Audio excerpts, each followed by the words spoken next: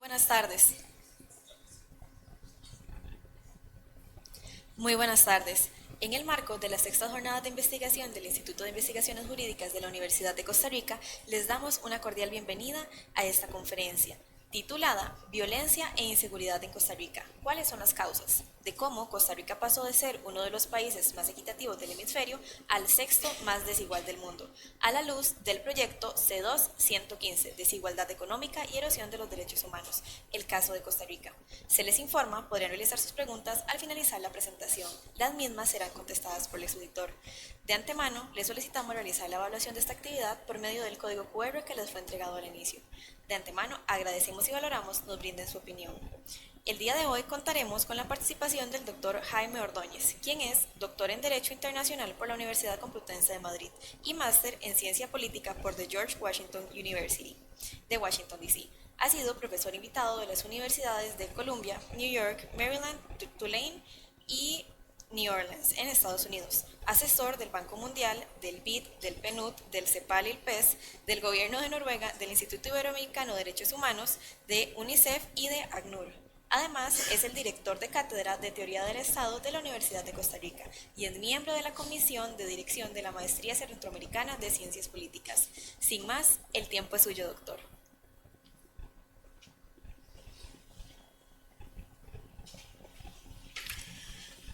Bueno, en primer lugar, muy buenas tardes a todas las personas presentes,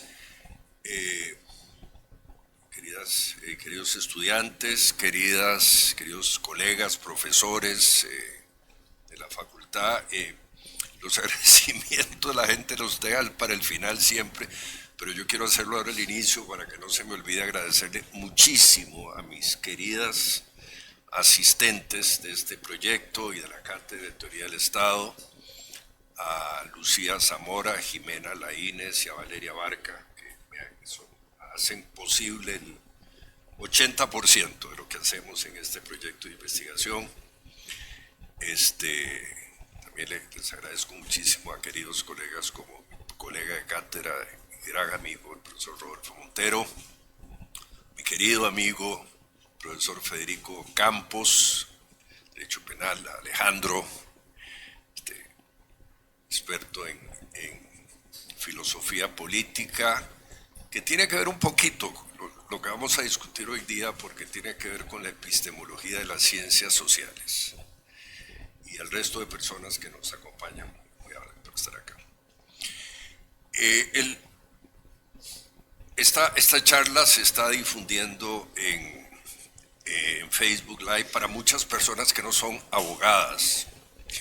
Algunas me han escrito, varias, el día de hoy, así que con el respeto a ustedes que son juristas, la gran mayoría lo van a hacer, lo que les voy a contar, voy a tratar de contar en sencillo las pesquisas, los resultados de esta investigación, para que mucha gente que no es abogada pueda entender de lo que estamos hablando.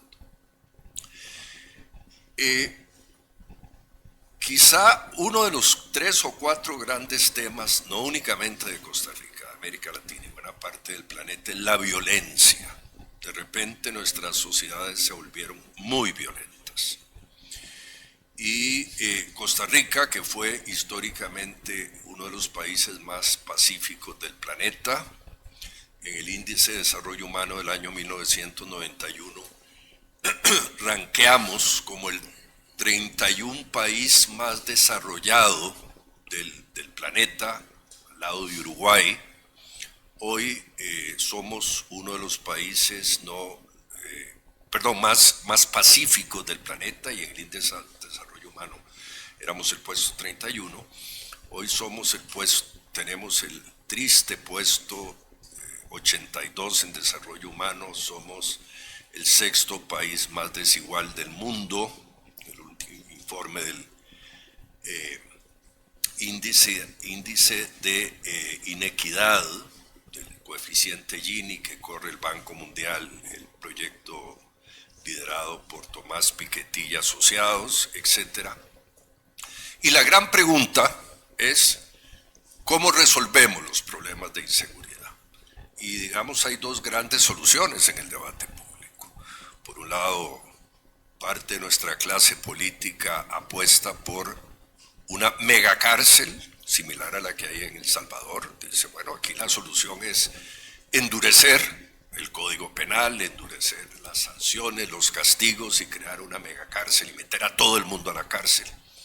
Y otra parte de la sociedad creemos, sin que tengamos que abandonar todas las soluciones punitivas en una sociedad, que la solución anda por otro lado totalmente.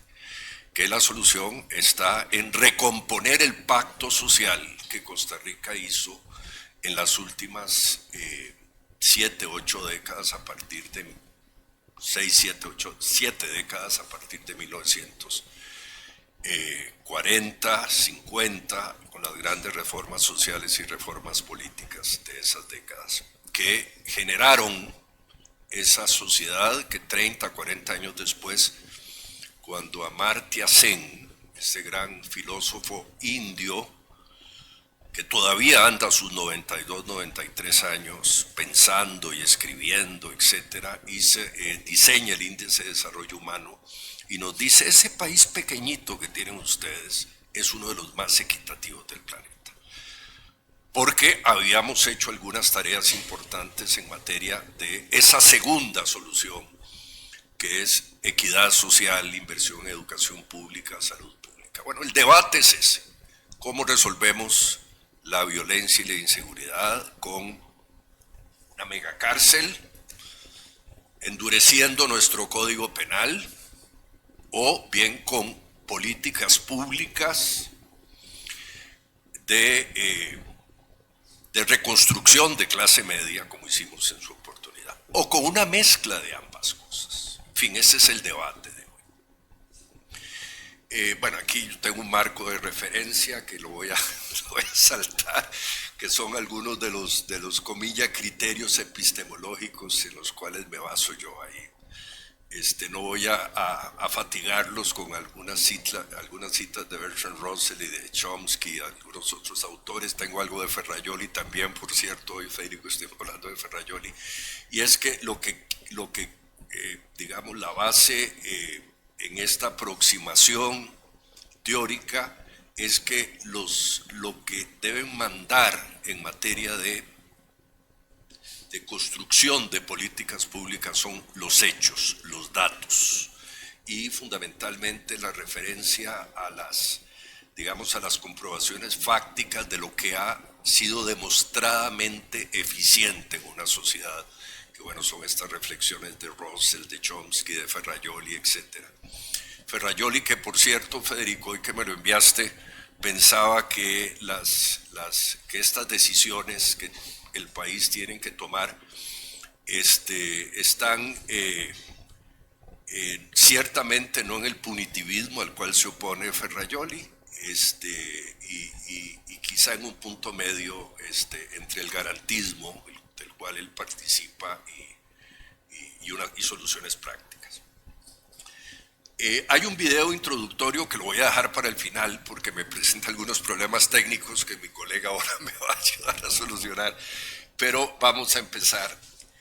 Vamos a empezar como epistemológicamente hay que tratar un problema de ciencias sociales, y este análisis de la violencia en Costa Rica es en primer lugar un problema de ciencias sociales y después un problema jurídico.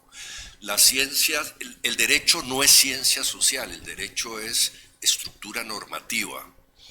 Y esto tenemos que tenerlo muy claro, sobre todo porque aquí los que están en esta aula, la mayoría llevan cursos de derecho.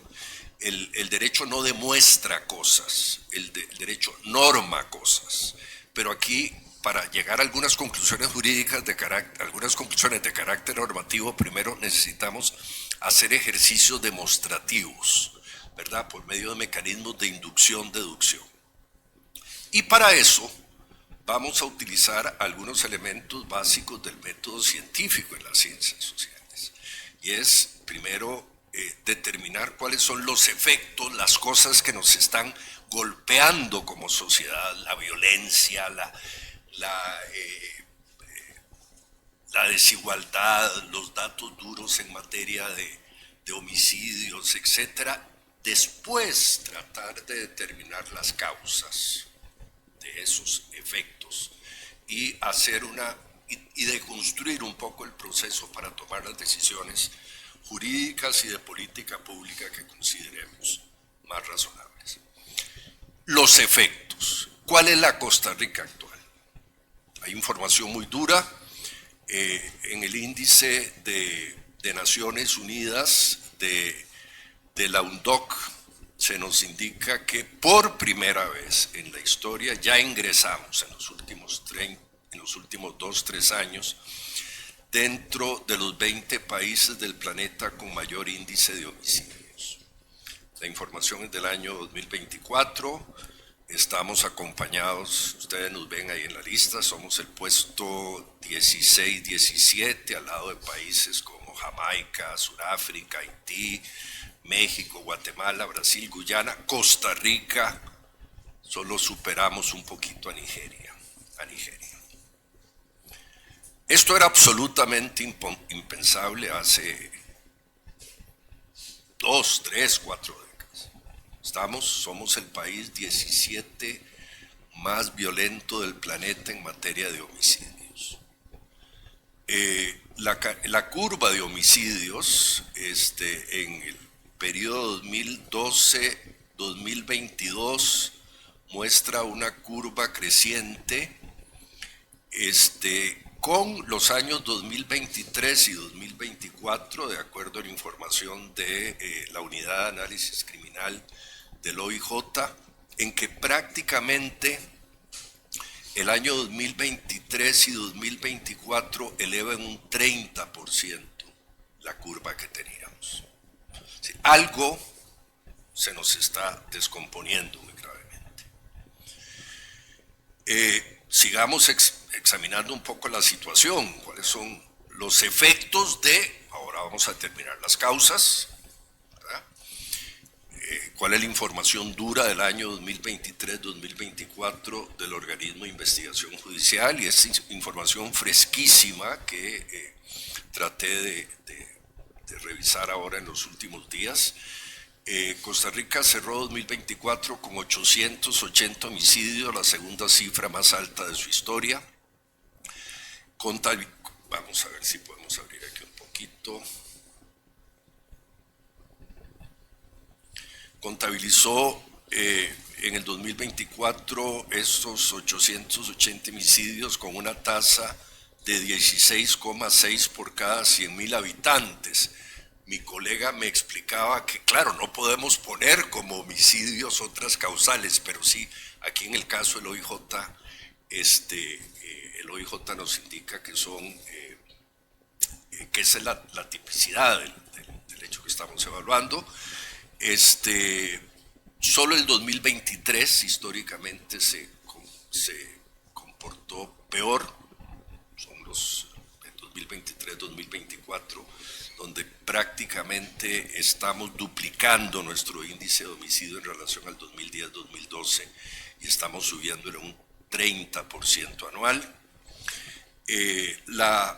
Las provincias más violentas son las provincias marítimas, Limón y Punta Arenas, y la hipótesis del OIJ y de los distintos estudios que se están realizando es que son las provincias no únicamente más pobres, sino además donde hay mayor tráfico de droga, justamente porque son zonas de tránsito, de entrada de droga marítima y de tráfico de droga, fundamentalmente la zona atlántica y desde prácticamente Matina, Siquirres hasta la costa y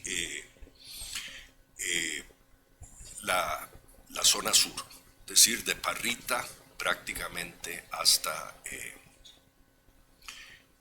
Golfito.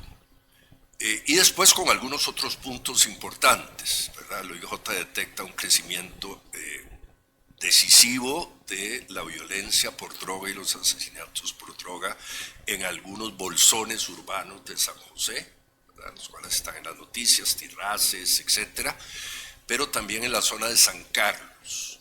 lo cual San Carlos nos abre un punto de interrogación. ¿Por qué San Carlos? Porque no es zona marítima, no es un bolsón de pobreza, pero aparentemente es una zona de gran movimiento de los, comillas, cárteles internos. El director del organismo de investigación judicial nos indica, perdón, es que tengo,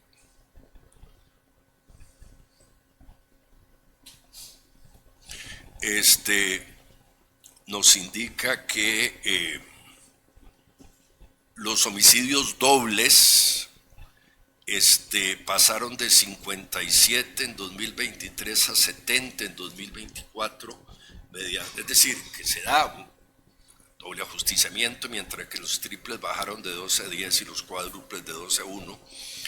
Y aquí hay una información que es una reflexión de distinguidísimo funcionario de la OIJ, me parece una persona muy proba, de que sin embargo las víctimas colaterales de esos 880 fueron únicamente 54, de los 8 eran menores de edad.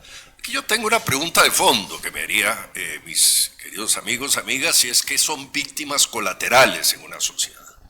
Es decir, si la víctima colateral es el muchacho que recibió el impacto de bala en una balacera entre grupos narco, yo diría que es un criterio absolutamente restringido. Víctima colateral es ese muchacho que participa en la balacera, que deja el sistema educativo 6 meses antes, atrapado por los círculos de droga, que lo dejan. Estamos perdiendo a nuestros muchachos entre los 12, 15, 16 años, entre primero y tercero, cuarto año del colegio secundario. La estadística del OIJ demuestra esta estadística. Ellos son víctimas colaterales en un sentido amplio de un sistema educativo que es incapaz de retener a sus estudiantes, de un sistema económico cuyas familias entran en los bolsones de pobreza, que son incapaces de satisfacer adecuadamente las necesidades de esos adolescentes en crecimiento. Y la oferta de ganarse $400, $500 al mes en microtráfico es ser también víctima colateral en sentido más amplio de un proceso de descomposición social.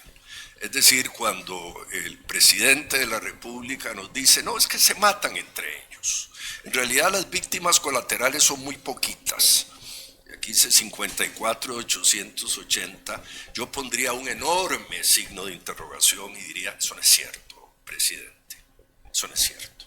Es decir, ese muchacho que 6 meses antes, o porque la familia es muy pobre, o porque el sistema educativo es deficiente y no los estamos reteniendo en el aula, o porque, en el caso de escuela primaria no estamos reteniendo estudiantes, porque los comedores escolares están desfinanciados en un 30-40% en relación a la curva de los últimos años, teniendo en cuenta que el principal retenedor de estudiantes en el aula a nivel mundial, les voy a dar un dato, son los comedores escolares.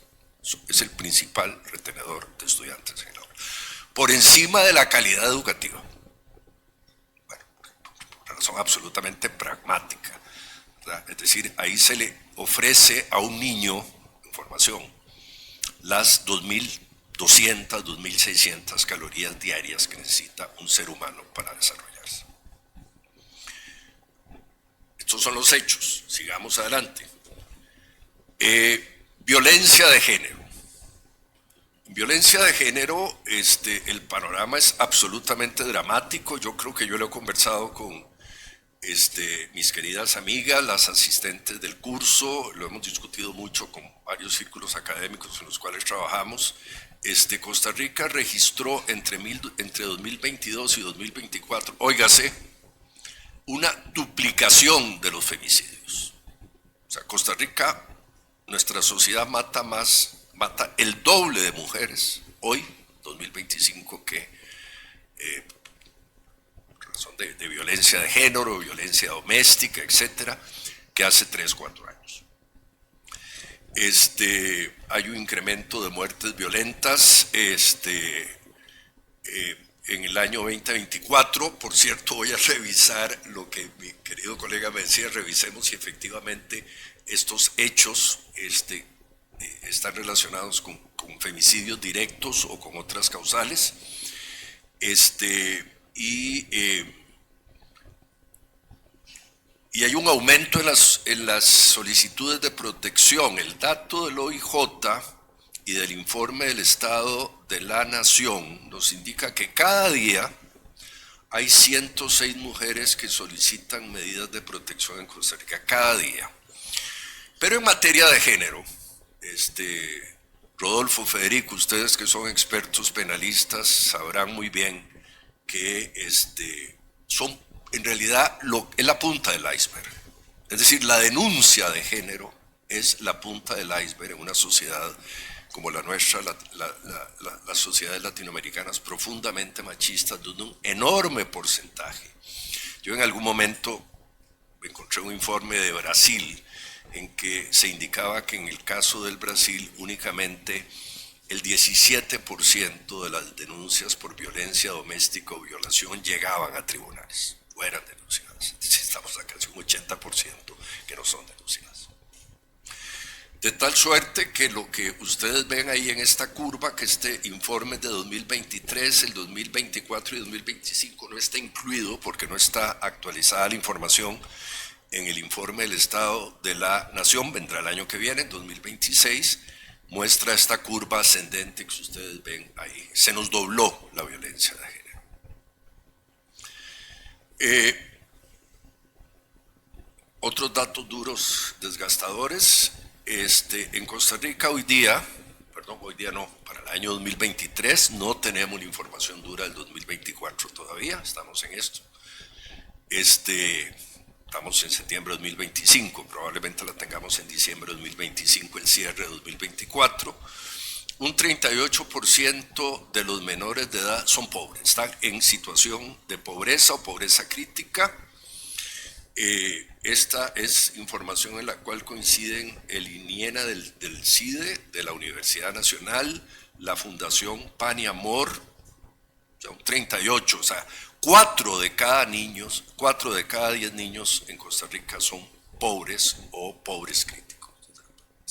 Están por debajo del ingreso, del disfrute de los derechos humanos del umbral de ciudadanía, porque ser pobre no es únicamente no tener acceso a la alimentación, sino no tener acceso a los intercambios sociales, a la educación, la salud, etc. Hay un bolsón de derechos que son lo que definen el umbral de ciudadanía, que esto es de lo que vamos a hablar al final de la charla, cuando la cosa se nos vuelve un poquito más jurídica, ¿verdad? Un poquito más jurídica. De nuevo, la Universidad Nacional, la Fundación Pan y Amor, Naciones Unidas nos dice que tenemos casi un 40% de nuestra infancia en situación de pobreza. Pero aquí hay una gran contradicción. Cuando ustedes le preguntan al gobierno de la República cuál es el índice de pobreza en el país, nos dice que es el 21%. Entonces, estamos ante un problema serio que ya se generó en las últimas semanas, y es si Costa Rica no está entrando, al igual que lo han hecho muchas sociedades latinoamericanas, Argentina fue una históricamente, en que se maquillaba o se está empezando a maquillar la información estadística del secretario de Estado. Argentina, países que yo conocí donde se maquillaba la información: Argentina, Honduras, Haití, Guatemala, El Salvador y algunos otros en América Latina. Estamos entrando en lo mismo porque cuando el gobierno de la República nos dice que nuestra línea de pobreza en el año 2024 incluso descendió del 22% al 21%, la gran pregunta que yo me haría, ese 38-40% de niños pobres, ¿a dónde viven? Viven en familias específicas. Y no puede ser que hay un 40% de infancia en pobreza y el resto de la sociedad esté tenga únicamente una línea de pobreza del 20-21%. Es estadística y epistemológicamente imposible. Ahí tenemos una contradicción que parece indicar un maquillaje estadístico serio. De esto se ha escrito poco, ¿ah? De esto se ha escrito poco. El año 2023, todavía no tenemos el dato cerrado para 2024, lo tendremos en diciembre de este año, lo incluiremos en el informe nuestro. Costa Rica cerró con 90,000 empleos menos y continúa un descenso en su fuerza de trabajo. Y esto tiene que ver con una discusión de los problemas de equidad en Costa Rica, que es la diferenciación entre el régimen definitivo, que es el 85%, versus el régimen exonerado. El régimen definitivo son todas las empresas pequeñas y medianas empresas nacionales que pagan impuestos, ¿verdad?, que se ven profundamente afectadas por escenario de depresión económica y depresión social como el que estoy descubriendo, y después un bolsón de riqueza que el país tiene, que está creciendo el 17% anual, ¿verdad?, que es el régimen de zonas francas, donde ahí no se experimenta. Parecería ser, de acuerdo a la estadística, también lo hemos discutido mucho con el equipo académico del proyecto, que estamos viviendo dos Costa Ricas. El régimen definitivo, las pymes costarricenses, las pequeñas y medianas empresas, que están creciendo entre el 1,5% y 2%, pero muchas quiebran, etcétera, que pagan la totalidad de su impuesto de la renta, que fluctúa en los umbrales de entre el 20 y el 30% del ingreso bruto de renta, que paga la totalidad del IVA, que paga la totalidad de los impuestos territoriales, etcétera, y el régimen de zonas francas, que está prácticamente exento de todas esas cargas tributarias, lo cual contribuye, señores, señoritas, a agudizar el escenario de desigualdad que ahora vamos a indagar cuando examinemos las causas de este problema. Muy bien.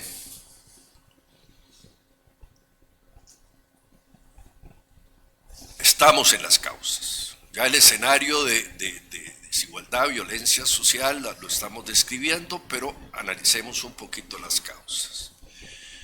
Las causas son simplemente el narcotráfico tomó el país. Aquí hago, digamos, la pregunta de trabajo. ¿El narcotráfico y la violencia tomó el país, o bien el narcotráfico y la violencia se aprovecha de un escenario, de un caldo de cultivo mucho más complejo, donde hay situaciones de desigualdad, de inequidad social, de diferenciación en el acceso a la riqueza, de desigualdades tributarias enormes, etcétera, y eso agudiza los efectos que describimos al inicio. Siguiendo este orden, digamos, metodológico de determinar las patologías sociales, los efectos, empecemos ahora a determinar cuáles son las causas de esas patologías.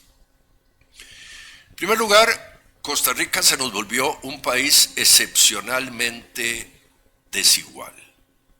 En el informe de desarrollo humano del año 1991, que yo les comentaba ahora, cuando Amartya Sen lanza su proyecto, Costa Rica no era únicamente el país número 31 en índice de desarrollo humano, sino que era el 37 más equitativo de todo el planeta.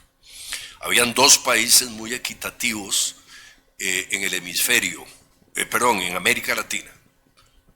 Era más equitativo los países escandinavos, desde luego, el más equitativo de todos es Noruega.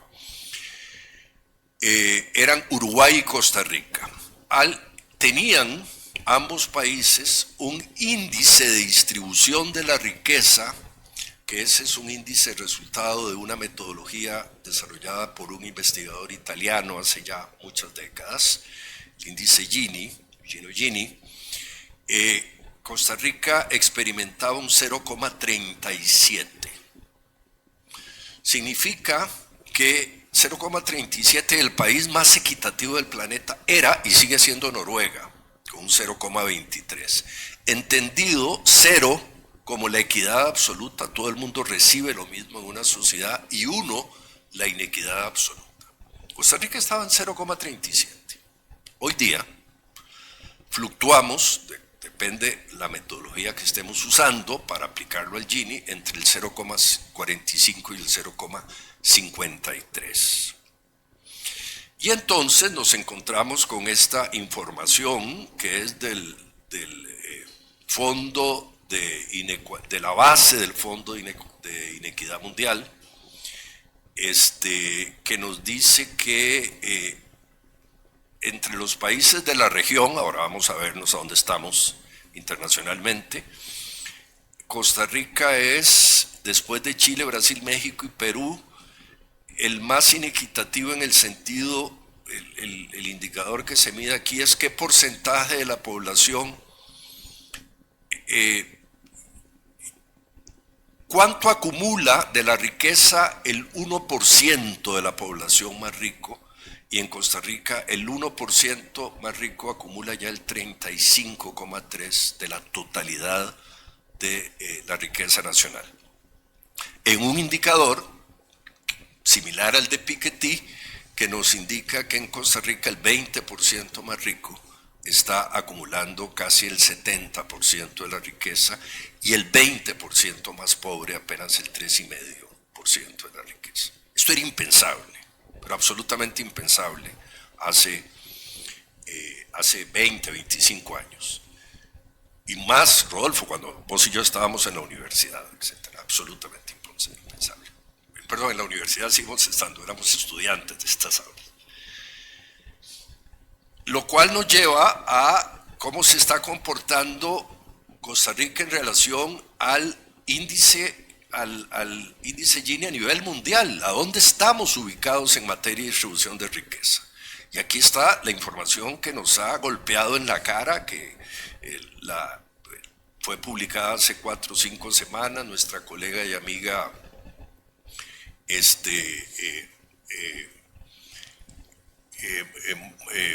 Montserrat Hidalgo la discutió, etcétera.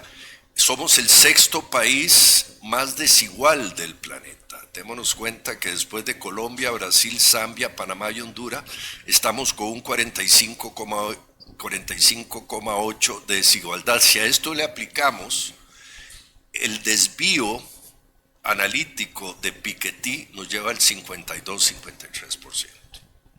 Es decir, pasamos del 37% al 54-55%.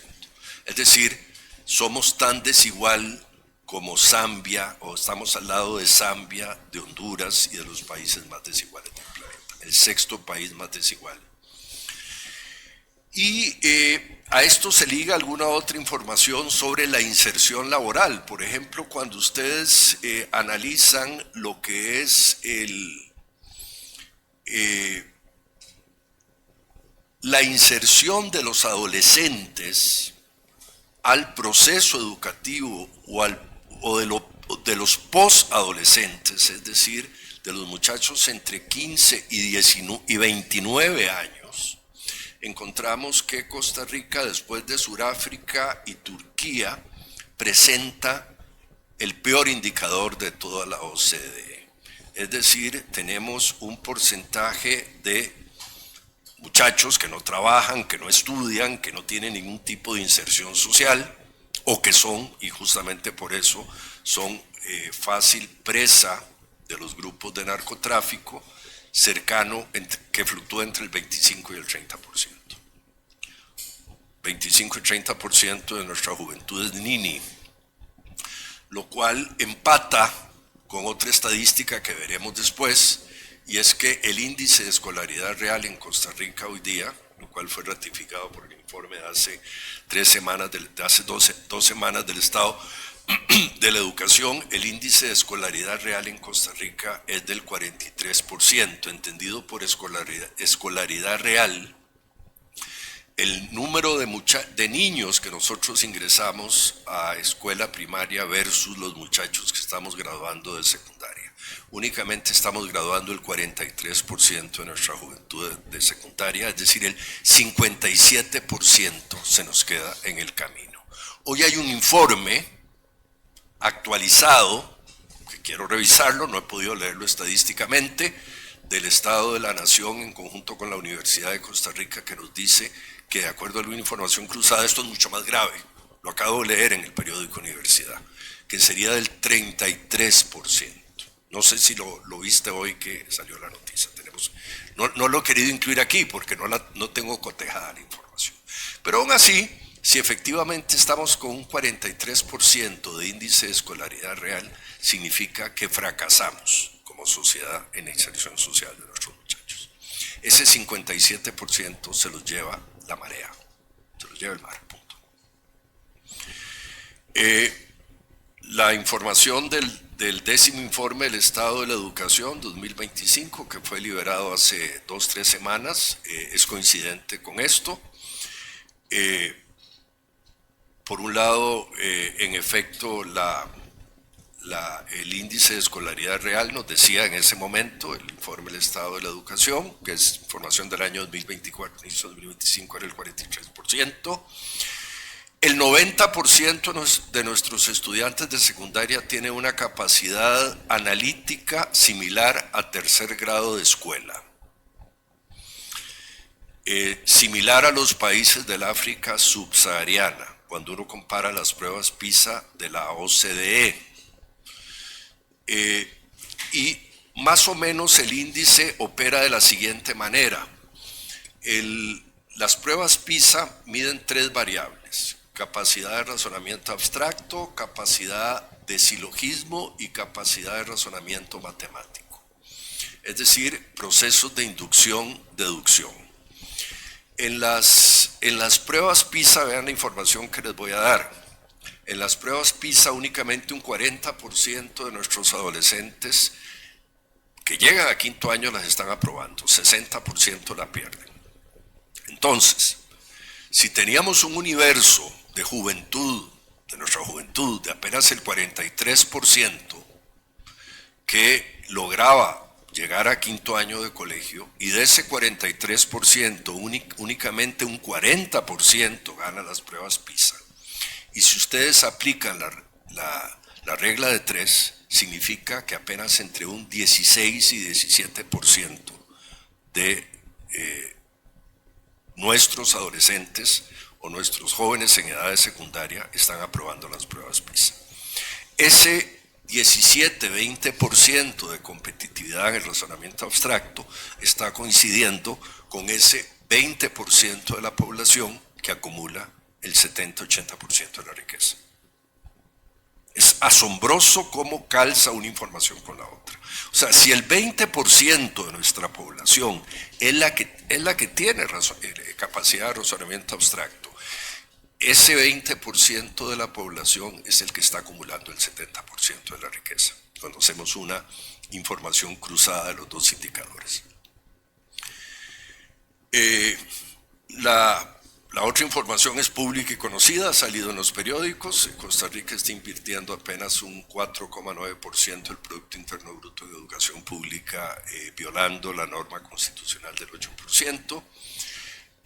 Costa Rica hizo una reducción de 3.000 millones de colones desde el año 2022, de 3.000 millones de colones en comedores escolares, demostradamente el principal retenedor de estudiantes en el aula.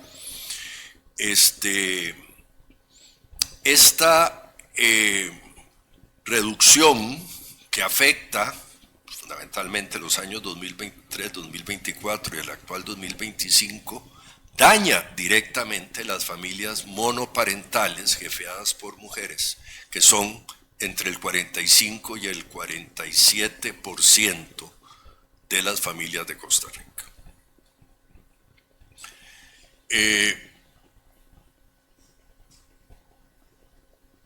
Un dato que me asombró del equipo del Estado de la Nación, que descubren de que esta inversión en educación del actual gobierno ha estado inclusive 2,1% abajo de las obligaciones de la regla fiscal, lo cual quiere decir que ni siquiera fue una decisión técnica del Ministerio de Hacienda, fue una decisión política. Bueno, dato que ya ya lo sabemos por la propia exministra de Educación, lo dijo públicamente, para mayo del año 2025 no constaba en ninguna fuente oficial la existencia de un Plan Nacional de Desarrollo en Educación. Es decir, la ruta de la educación nunca existió, nunca existió. Y después, información muy grave, que esto ya no solo la UNESCO, el Programa de las Naciones Unidas para el Desarrollo lo ha venido reiterando en una serie de países que sufrieron retrocesos importantes, por ejemplo los países del África subsahariana. Ustedes saben que África vivió, los que han estudiado un poco el caso africano, África vivió un momento de éxito importante entre 1960 e inicios de 1980, a partir del proceso de descolonización. Fue impresionante la jiba estadística hacia arriba. Jiba estadística que se deteriora a finales de en los años 90 y sobre todo a partir del 2000. El proceso de recuperación de algunos de los países, por ejemplo, el proceso de recuperación de Ruanda, país en el cual yo trabajé, o el proceso de recuperación de Nigeria, país que también conozco, que en algún momento trabajé, etcétera, tomó 20, 25 años. Es decir, estos retrocesos en educación le cobran la factura a una generación entera. Y es lo que está diciendo el Estado de la Nación. Sucedió en el caso de Ruanda, sucedió en el caso de Nigeria, nos está sucediendo en el caso de Costa Rica, porque tenemos una generación con estos indicadores que ya estamos hablando de cerca el apagón educativo, el proceso del COVID y este gobierno se juntaron tres cosas, tenemos cuenta. Estamos hablando de cerca de 10, 12 años, lo cual impacta a una generación entera.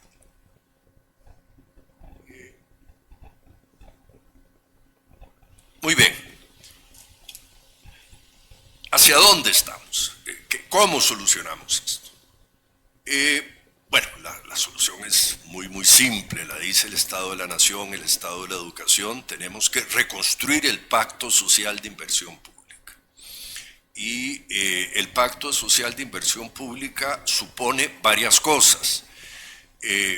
Voy a tratar de sintetizarlo sumariamente. Para volver a invertir el 7,5-8% en educación pública, para invertir la exigencia del 6,5% en salud pública, para hacer la inversión en tejido social de infraestructura ligado a, digamos, a inserción de adolescentes, para reconstruir la lógica del sistema de educación pública, con un dato que yo lo he conversado mucho con el equipo que trabajamos en el proyecto. Les voy a dar un dato que asusta. Los países de la OCDE exitosos invierten entre el 2,5% y el 3% del Producto Interno Bruto en investigación y desarrollo, y nosotros en América Latina estamos invirtiendo apenas el 0,4% del PIB. Es decir, la gran diferencia entre países que en estas últimas décadas, a pesar de los pesares, han crecido y han hecho las cosas bien. Materia de crecimiento económico, equidad social, Corea del Sur, los países escandinavos, buena parte de los tigres asiáticos, algunos países BRICS que lo están haciendo bien, etcétera, etcétera, es la inversión en investigación y desarrollo. ¿Por qué razón? Porque la inversión en investigación y desarrollo es la única que incorpora valor agregado a los productos de exportación. Es decir, en lugar de ser exportadores netos de productos primarios, que seguimos siendo en América Latina, Argentina sigue exportando sus vaquitas, sigue exportando su trigo, nosotros seguimos exportando nuestros productos primarios, nuestro café, nuestras flores, etcétera. No lo que exportan zonas francas, porque somos una maquila tecnológica en materia de zonas francas. Vea que nuestras zonas francas son maquilas tecnológicas y call centers, punto. No estamos generando ciencia y tecnología aparte, no hay internalización de esa riqueza porque el impuesto de renta es cero. Las zonas francas deja únicamente un 0,9% del Producto Interno Bruto en la recaudación tributaria. La única manera de cambiar ese estado de cosas y convertirnos, comillas, en algo parecido a los países escandinavos, a los tigres del sudeste asiático, etcétera, etcétera, es incorporar valor agregado a nuestro proceso productivo. ¿Qué significaría eso? Que tenemos que invertir masivamente en investigación y desarrollo. Y no lo estamos haciendo. No lo estamos haciendo. Número uno. Número dos, yo creo que replantear la lógica de nuestra inversión social. La inversión social que funcionó en Costa Rica históricamente, y aquí voy a trabajar una categoría de economía política, o sea, que es la tesis que sostienen Stiglitz y los autores que nosotros defendemos en nuestro curso de teoría del Estado, autores como Amartya Sen, como Stiglitz, lo que viene diciendo desde hace rato Robert Reich, desde la Universidad de Berkeley, etcétera, lo que viene diciendo Piketty y su equipo de investigadores en París, lo único que genera movilidad social es la inversión social universal. Es decir, la inversión social que hagamos en educación pública, en salud pública, la que cubre programas universales, no la inversión focalizada. La inversión focalizada saca gente momentáneamente de la pobreza, pero no soluciona el problema. FODESAF ha invertido un 2,8% del Producto Interno Bruto anual ahora menos, en luchar contra la pobreza en 3 décadas y nunca disminuimos nuestra línea de pobreza. Como decía mi querido amigo, que en paz descanse, Carlos Sojo, ustedes se acuerdan de la canción mexicana, para subir al cielo se necesita una escalera grande y una chiquita. La inversión social universal es la escalera grande y la inversión social focalizada es la escalera chiquita.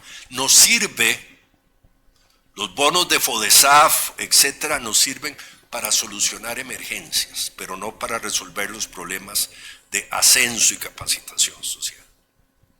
Y esto nos obliga a cambiar los parámetros de cómo luchar contra la pobreza y volver a reconstruir clases medias. Aquí yo adjunto en el trabajo, no voy a desarrollarlo aquí, dos principios, o toda la explicación teórica que en su día desarrollamos con el Instituto Interamericano de Derechos Humanos, con Antonio Augusto Cansado Trindade, en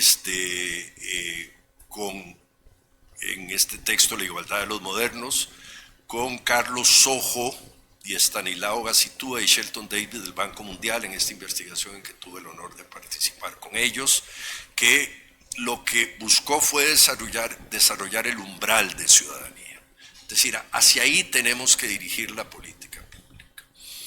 Existe una detallada prescripción de cómo crear estos indicadores, que ya Costa Rica los hizo en su momento. El otro día reconstruimos con las asistentes del curso, en un trabajo que estamos haciendo con el doctor Álvaro Salas, lo que don Guido Miranda y los señores que construyeron la Caja Costarricense del Seguro Social, después de Calderón Guardia y don Pepe, es decir, ese equipo de técnicos, etcétera, entendían que la inversión en educación era una inversión holística, que tenía que estar ligada a la inversión en salud y a los disparadores, digamos, de equidad social. Bueno, estos indicadores tampoco los está trabajando nadie en Costa Rica. A mí me asombra la debilidad con que el INEC está trabajando hoy día los indicadores de la canasta de hogares, que no incorporan esto. Los he revisado con mucho cuidado y me parece que ahí tenemos que trabajar. En síntesis, aquí viene en el informe, que es un informe complejo, será un informe de unas 300, 400 páginas que ofreceremos en el mes de diciembre como parte de este trabajo. Vendrá detallado toda esta propuesta técnica. Y la gran pregunta aquí es, ¿cuál es la solución? ¿Es esta la solución? Lo que ven ahí, la cárcel de Bukele. ¿Verdad que no? Estaríamos confundiendo las causas con los efectos y cometiendo un gravísimo error social. Muchas gracias.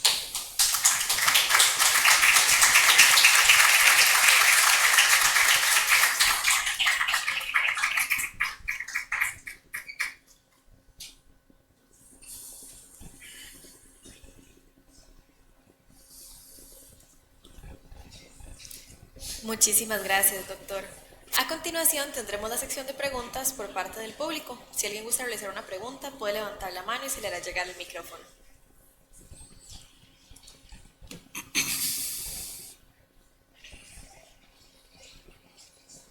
Buenas, me llamo Adolfo. En primer lugar, muchísimas gracias. Una presentación excelente, brillante. La pregunta mía es muy sencilla. Yo he visto muchas personas que definiría como clases populares sacando el teléfono en el bus y viendo las conferencias del presidente Chávez. La conferencia que usted acaba de dar da más valiosa información en un minuto que todas las horas de todos los años de todas las conferencias de Chávez. ¿Cómo establecemos un puente para que algo tan valioso como su conferencia llegue a estas mayorías populares y no se quede en esa burbuja universitaria, UCR, y salga a esa gente que anda en el bus, que sufre la explotación, que sufre la exclusión?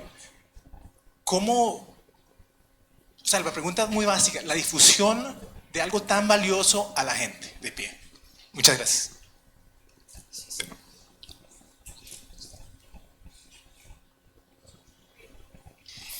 Bueno, Jaime, muchísimas gracias por la conferencia. Realmente, como siempre, es un honor y un privilegio poder escucharlo a usted hablar de estos asuntos, ¿verdad? Que claramente no son hechos aislados, como bien usted lo decía, son un reflejo de una realidad que no se construye nada más en los últimos años, sino que viene como consecuencia de rezagos ya de hace, ¿qué? 20, 30, 40 años.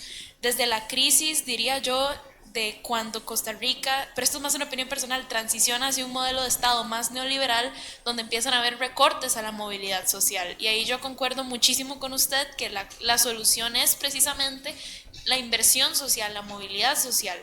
A mí me surge una pregunta muy parecida a la que se acaba de plantear. Esto es algo que se tiene que saber, definitivamente. Es algo que tiene que trascender y es algo que me parece debería estar, es de conocimiento público, y sin embargo quizás muchas personas no saben cómo acceder a ella. Entonces mi pregunta va más o menos también por ahí: ¿cómo podríamos hacer no solo que la información llegue, como decía la otra pregunta, sino agregando a eso, cómo podemos hacer para que la verdad, pues en este caso la verdad ante la posverdad, pueda tener mayor visibilidad? Porque bien sabemos que el presidente Chávez, ¿verdad?, y todos estos sectores que promueven discursos populistas de la posverdad tienen mucha visibilidad y alcance a partir de redes, bueno, TikTok, Instagram y Facebook, lo que sea, a partir de los troles también, ¿verdad?, que ellos financian. Entonces, ¿cómo se puede hacer para contrastar y para tener mucha más visibilidad que estos sectores, ¿verdad?, populistas y amparados en la posverdad? Porque me parece que sería muy interesante que este trabajo llegara, incluso se pudiese hacer hasta cierto punto, cómo hacerlo llegar a los colegios, a las clases de educación cívica, para que más estudiantes puedan motivarse incluso a estudiar y, ¿verdad?, en cierta parte encontrar esa motivación que, como vemos, estamos fallando mucho en la escolaridad y en que muchas personas que ingresan a la universidad no se gradúan. Entonces, esa es más o menos mi cuestión. Déjame, voy a tratar de responder a Adolfo y a Mía, porque las dos preguntas están ligadas, y ahora, si hay alguien más que tiene alguna reflexión, estoy seguro que Federico y Rodolfo tendrán cosas que decir también. Yo aquí voy a hacer una confesión de culpa. Creo que el gran problema nuestro, de los académicos, de la las universidades es que estamos metidos en una burbuja y en una torre de marfil y tenemos que aceptar ese grave problema y ver cómo lo corregimos.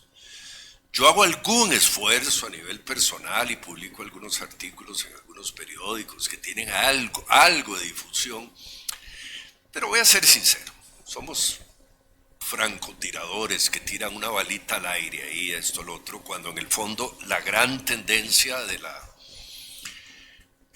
la opinión social se mueve en forma mucho más sofisticada. Hoy día la comunicación social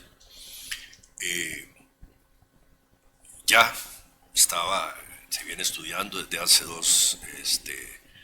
3 décadas, tiene que ver con algoritmos y con el montaje, y con un montaje muy complejo de información pública que se mueve en redes, con algoritmos, con fake news, con el principio de falsa identidad de todos los troles, etcétera.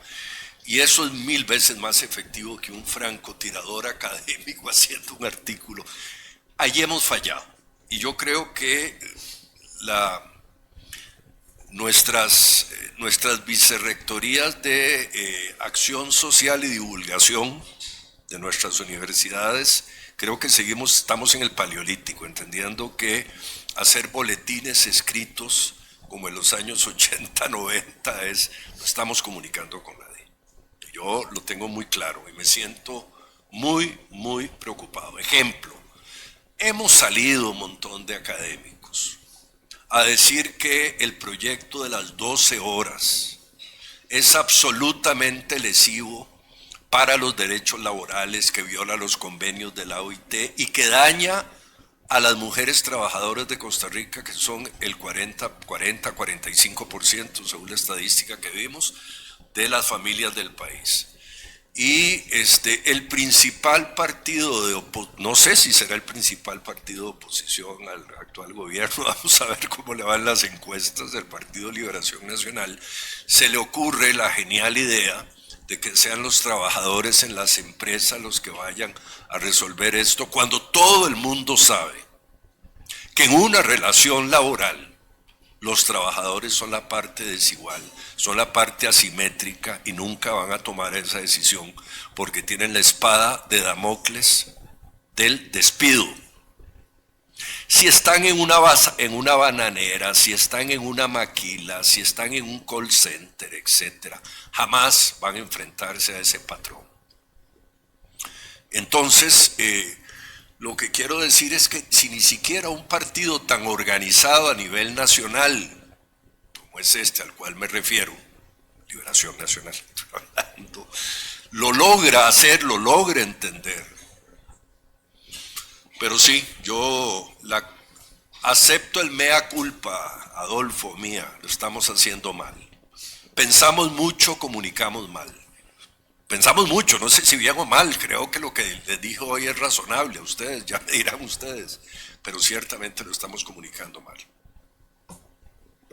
Federico, Rodolfo, yo sé que ustedes tienen, Fede, el micrófono, tenemos a don Federico Campos, no, tenemos a la estudiante, a nuestra colega estudiante. Muy buenas noches, me gustaría hacer una pequeña pregunta.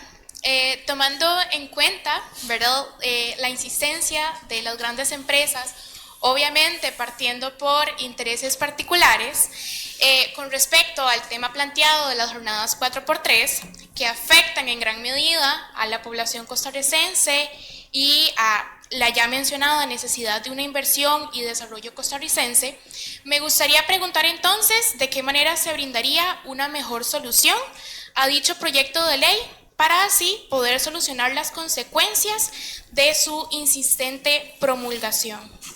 Gracias. Cumplir el convenio, el convenio 1 y 2 de OIT, la normativa interpretativa de los convenios de OIT de nuestra sala constitucional en su día y el Código de Trabajo. Es decir, el ser humano no tiene que trabajar más de 8 horas, punto. La jornada de 8 horas que está en países como Inglaterra y los Estados Unidos está estipuladas del año 1856 y 1864, si no me equivoco, que el convenio respectivo de la OIT desde el año 1919 y nuestro Código de Trabajo desde su promulgación en el año 1944 por Calderón Guardia. Cumplir la ley, punto. Lo que se quiere es evadir la ley. Y hay un tema ahí que ustedes que trabajan, ya muchos ya estarán llevando el curso de Derecho Constitucional acá y el curso de Derechos Humanos.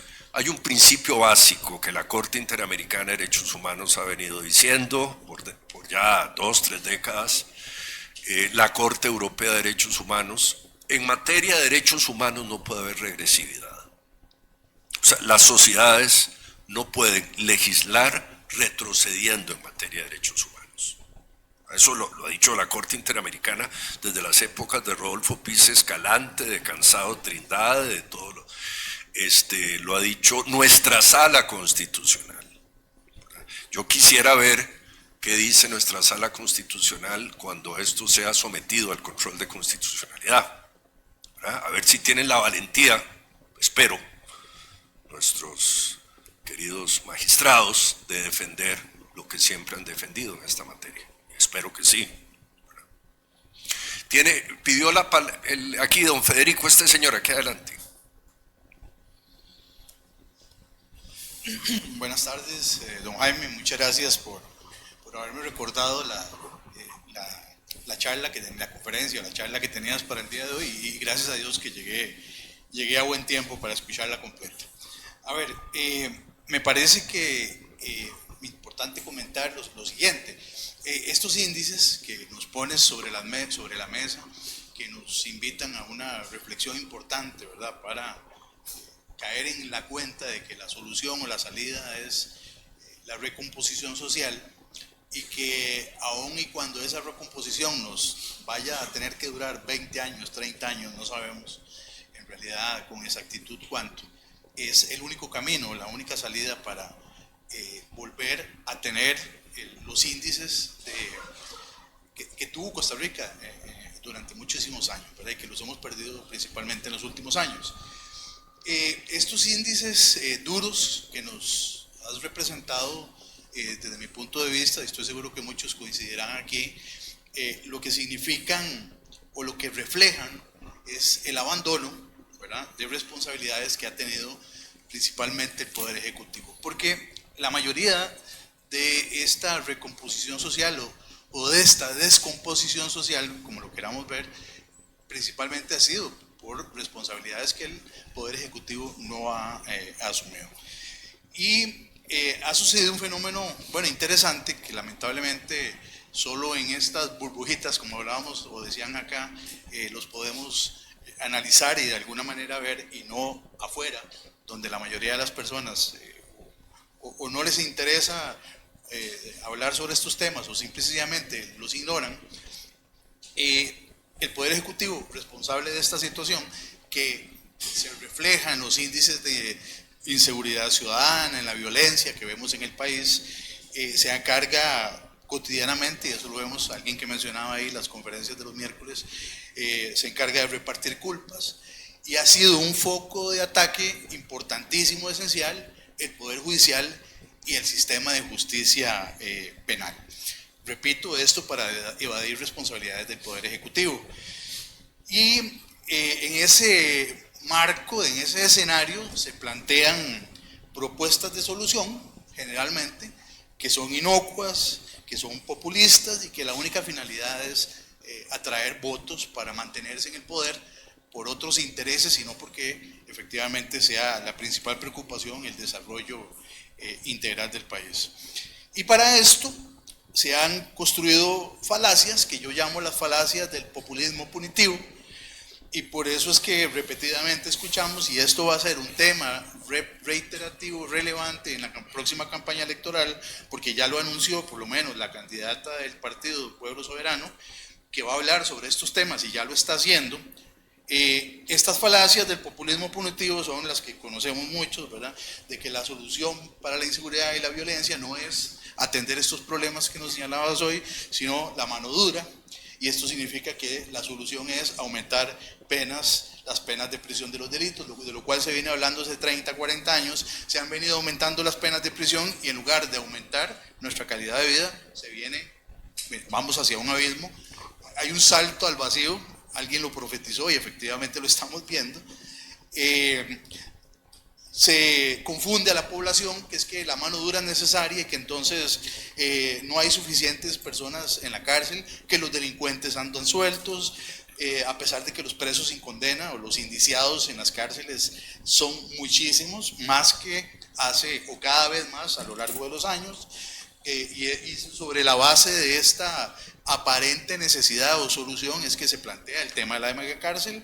Se propone la creación de nuevos delitos que ciertamente, por lo menos con los avances de la tecnología, algunos delitos será necesario irlos incorporando al proceso penal, pero muchísimos de los que se proponen no.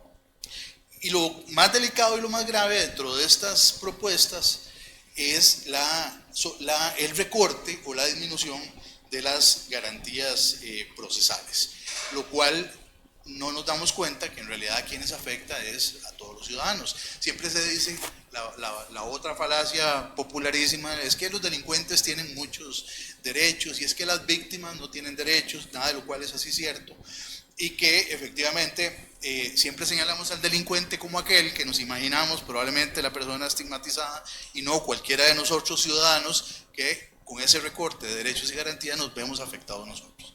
¿Y cuándo es que se acuerda la gente la importancia de los derechos y garantías? Cuando es uno mismo o un pariente muy cercano el que lo detienen y le abren un proceso penal. Ahí sí todo el mundo se acuerda de los derechos y garantías. Y también dentro de estas muchas falacias, que me daría mucho para hablar, probablemente sea para montar una charla, una conferencia bastante sustanciosa, es el tema de la represión de los condenados, ¿verdad? Es que es culpa la inseguridad ciudadana porque es que hay mucha alcahuetería y los que están ya en las cárceles se ven favorecidos con los beneficios penitenciarios y que la media pena y que el cuarto de pena y que no pueden ir a cárceles de menor contención. Todo el mundo quiere o se propone que todo sea máxima seguridad. Se hizo un escándalo hace poco porque se aprobó que en uno de los ámbitos de la reforma, creo, un juez ordenó que tuvieran un televisor para ver los partidos probablemente de la CL, lo cual la gente cree que cárcel es sufrimiento, ¿verdad? Y que no es suficiente con estar las personas limitadas de su libertad, abandonándose obviamente el fin resocializador de la pena, que es el vértice sobre el cual debería de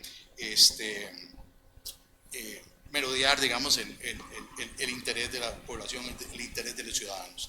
Y finalizo con el tema de las falacias, es que se esconde muchas veces que con estas propuestas punitivistas, con este populismo que lo vemos desbordado a nivel social, muchas veces también en los temas de inseguridad hay todo un negocio en la creación o en fomentar o en hacerle creer a la ciudadanía, en la percepción de los ciudadanos, hay todo un negocio en relación con la inseguridad. ¿Por qué? Porque a raíz o en el entorno de la inseguridad ciudadana crecen los negocios de alarmas, crecen los negocios de policías privadas, crecen los negocios de necesidades de construcción de cárceles, los que hacen verjas para las casas que nos hacen creer la necesidad de estar encerrados, etcétera, que no digo que las percepciones sean necesariamente falsas, pero que efectivamente muchas veces tienen un negocio ahí detrás, que es lo que realmente impulsa que crezca muchas veces la inseguridad ciudadana para que otros se vean beneficiados.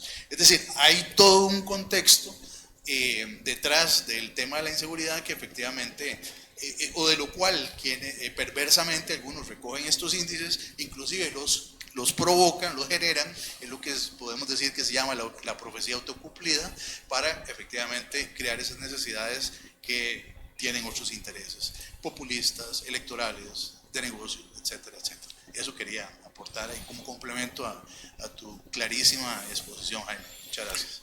Muchísimas gracias, Federico.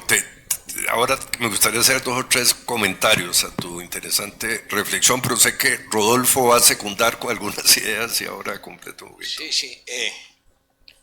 Qué jodido cuando uno es el más viejo de un auditorio como este, porque ahora vi para atrás y no había nadie más viejo que yo. es imposible no sentirse un poco nostálgico también de este tema, aunque les parezca raro. A mis 7 años yo caminaba, y perdonen que haga esta pequeña reflexión personal. A los 7 años yo caminaba en mi escuela en San Pedro, hasta el negocio de mi abuelo que quedaba a un costado de la catedral, otro compañerillo. No sé, tal vez eran 2, 3 kilómetros, pero lo caminábamos solos, con 7 años y con el bulto al hombro. Y no nos pasaba nada. No había celulares, no había nada. Claro, eso fue hace 60 años. Pero créanme que en la vida de una civilización es poco tiempo. Y en el fondo perdimos esas cosas en poco tiempo. Algunos dirán, no, 50 años no es nada, van a ver, queridísimos estudiantes, no son nada. Y por eso, cuando hablamos de políticas públicas, hablamos de la vida de las personas, o sea, esa seguridad que sentimos algunos niños hace 50, 55 años, 60 años, no fue casualidad. Fue producto de políticas públicas, que en los años 40 dictaron las garantías sociales y mejores condiciones para los trabajadores. Y ya no se hizo obligatoria solo la enseñanza primaria, que ya en tiempos de Mauro Fernández se había hecho, sino que se declaró la obligatoriedad de la enseñanza secundaria. Y empezaron a surgir colegios en todas las provincias, en los cantones, y escuelas como las que vemos ahora, que se dejaron de construir hace mucho tiempo, que crearon una sociedad con una clase media no solo robusta, sino preparada, educada, que empezó a extinguirnos. Ciertamente, con todos los problemas de una sociedad que tuvimos, y que los jóvenes también, a la edad de ustedes, créanme que yo era un activista en esta universidad, y Jaime también, fuimos miembros de la junta directiva de la asociación, Jaime presidente de la FEDUR, y creíamos que era necesario hacer cambios en este país. No todo era perfecto, pero a través de las políticas públicas, de un Estado social de derecho, de una segunda república que le quiso apostar a la educación, pero es que esa es la llave, no hay otra. Si no es con educación, no creamos oportunidades. No hay otra. Claro, suena fácil, pero es ahí. Yo creo que las cifras duras que nos daba Jaime no dan para más que para entender que la situación, que estamos llegando al límite y que la recuperación va a costar. Y en eso la tarea, digamos, de las universidades, de estas, porque ahí, Jaime, yo también hace rato vengo masticando mea culpa de los intelectuales y de los académicos, que somos buenos para hablar.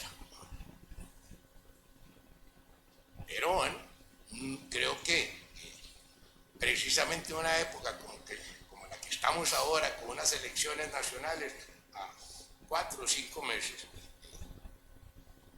pues seamos una burbuja o no, si tenemos una obligación, al menos de dejar el miedo de lado y hablar.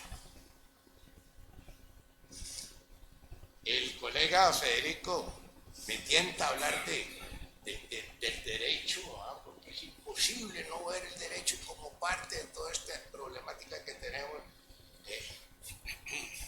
Los que vivimos toda la época, Federico, yo soy más viejo que vos también, el derecho penal, del nuevo código procesal penal, de toda la creación de un aparato garantista, que, como decís vos, nos permitiera ver el derecho penal no como el derecho penal el derecho del enemigo, el derecho penal del enemigo. Porque, como dice Federico, cuando tenemos un familiar, porque cualquiera puede cometer un delito, un error, ahí sí queremos un juez de garantías. ¿Y por qué van a mandar a mi papá o a mi hijo a la cárcel si él tiene un domicilio y tiene trabajo fijo? Ahí sí queremos que se respeten esas cosas. Pero bueno, eso es un tema que, como dice Federico, pero es parte de todo esto, digamos, de esa necesidad de recomponer socialmente el país.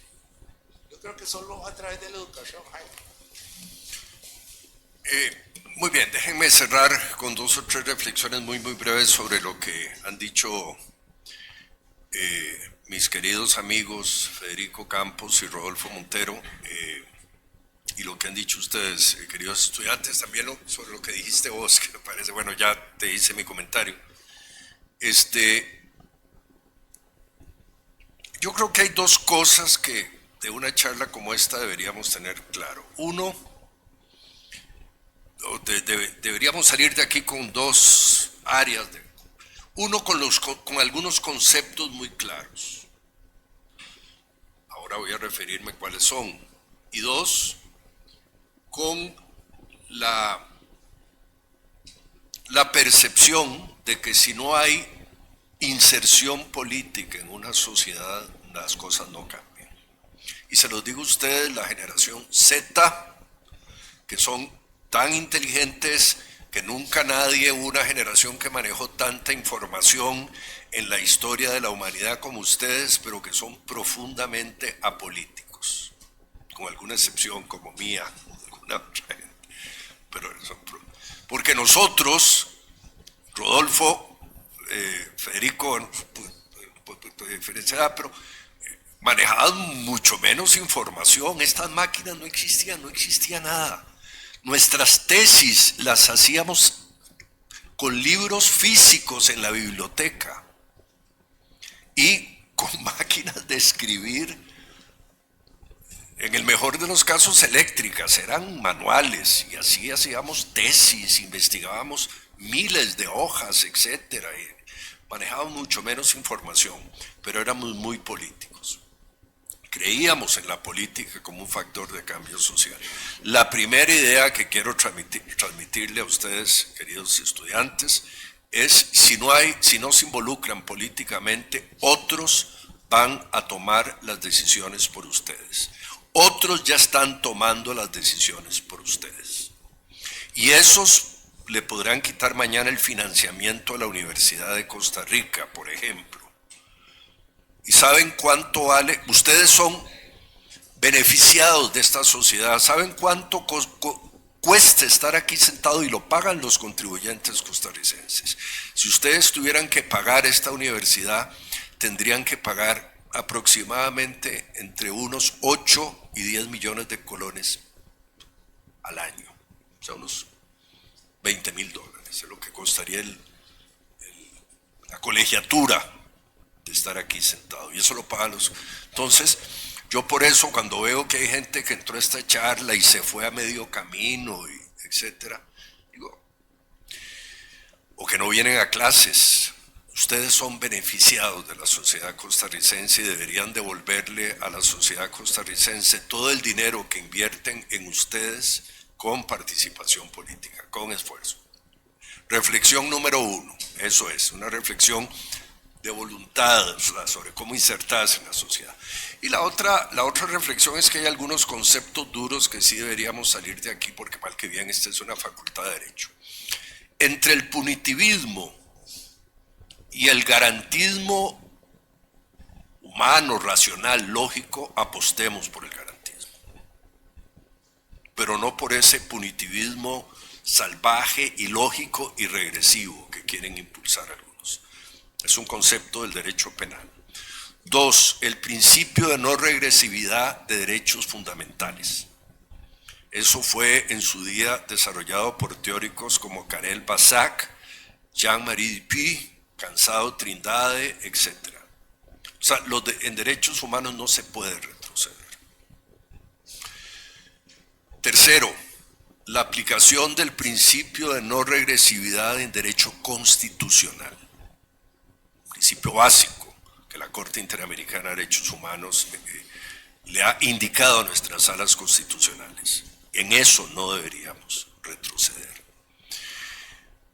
Cuarto, entender que los derechos laborales y los derechos laborales y los derechos económicos son núcleos, son parte del núcleo de derechos humanos duros en una sociedad. Entonces, con esto quiero decir lo siguiente, que la Ley 4.3 y el conjunto de derechos laborales forman parte de ese núcleo de derechos fundamentales en los cuales no puede haber regresividad. Y ese es un principio básico en este debate. O sea, no es simple voluntarismo político, es que así se mueven las sociedades democráticas. Número 5. Los económicos, las normas pétreas, como decía bueno, la idea viene de Maurice Oriou, ustedes se acuerdan, el administrativista constitucionalista francés, las normas pétreas constitucionales, que después lo desarrolla Tomás Valiente en España, etcétera, y aquí Rodolfo Pisa, Escalante, etcétera, las normas pétreas económicas, en eso tampoco podemos retroceder. O sea, si llegamos a invertir un 8% en educación, una sociedad no puede retroceder al 4,9%. Y esos son principios jurídicos que un estudiante de Derecho y abogados y ciudadanos deberían salir a la calle y luchar por esos principios. Yo les quiero agradecer la amabilidad de su presencia hoy en la noche y muchísimas gracias por estar aquí. A la gente que nos está escuchando en línea, gracias por visitarnos a la Universidad de Costa Rica. Muchas gracias.